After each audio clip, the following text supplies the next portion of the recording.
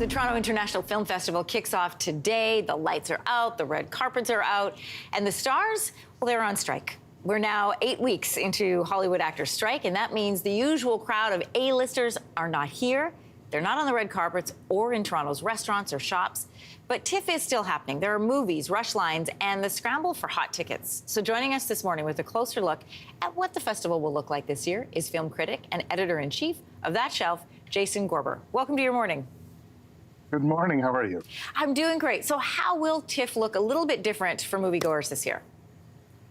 So the strike is absolutely affecting the festival in ways that are sort of overt and more subtle. One interesting way that they've sort of done sort of an end run around the strike is that they've actually programmed a number of films directed by Hollywood stars. So one way of getting the stars here is just to say they're a director, they're not just a star. And a number of individuals are actually coming in under that rubric. But the other thing is to keep in mind is that Toronto is an international film festival. These affect obviously very specific people under the SAG and Writers Guild of America notion. But the fact is that Canadian films, international superstars, people like Andy Lau, for example, will be coming here to Toronto the way that they always have. So yes, we're going to have a couple A-listers that are not necessarily making the trip because of the strike, some that are just not coming because their films weren't selected, and others that are will be attending and will be walking the streets of Toronto. Oh, that's a really good point to bring out. The Venice Film Festival, they just wrapped up this weekend. They features a lot of big stars, big movies. Venice has hosted the premieres of Michael Mann's Ferrari, David Fincher's The Killer, Sofia Coppola's Priscilla, and Bradley Cooper's Maestro. What are we expecting from the films at TIFF?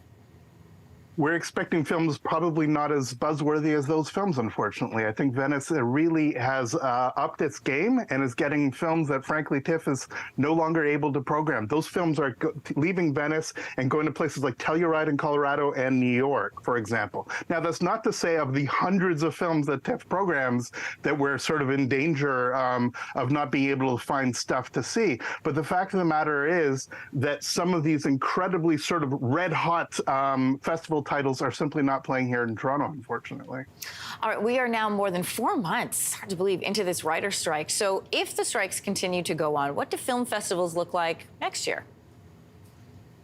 I think that next year you're actually going to see the true ramifications of the strike. I think the strike is incredibly important. It really is an existential thing for this industry. But the fact of the matter is, by this time next year, the productions that are not being made right now are the films that we will not be able to see, if that makes any sense. Yeah. I think the statistics are a 50% reduction in the actual films being shot right now. And again, this sounds all doom and gloom, but I think this is an incredibly important time for cinema. And I think it's an incredibly important time for film festivals. Film festivals are amazing opportunities for you to discover things that you didn't know you would fall in love with.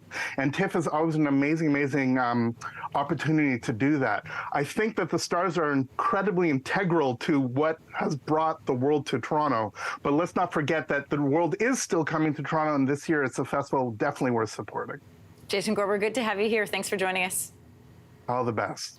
Hey, thanks for watching. If you liked this, be sure to subscribe here, or you can check out more Your Morning videos right here.